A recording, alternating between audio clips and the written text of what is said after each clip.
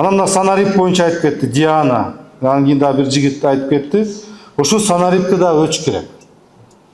Цифровизациягачы. Ошол жагынан дагы сиздер колго алгыла. Балким азыр коркуп атасыз, түшүнбөй.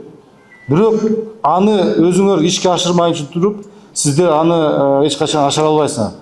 1-4-5 башты ошол жака өткөзүп, анча-мынча пилоттук проект жасап, анан сиздерге бул жеңилдик болот. Анткени ал жерде сиздердин расходторуңузду азайтат, чыгымдарды азайтат.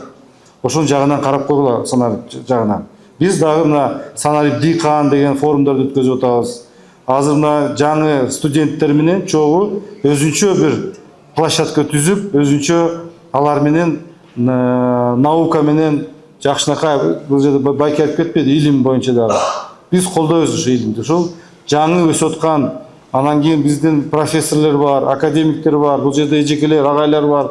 Ошолар менен дагы бир жакшынакай площадка түзүп, сиздер менен дагы сонун бир ошо санарип боюнча, деги эле илим боюнча мал чарбачылык багытындагы сиздер менен иш жүргүзөбүз.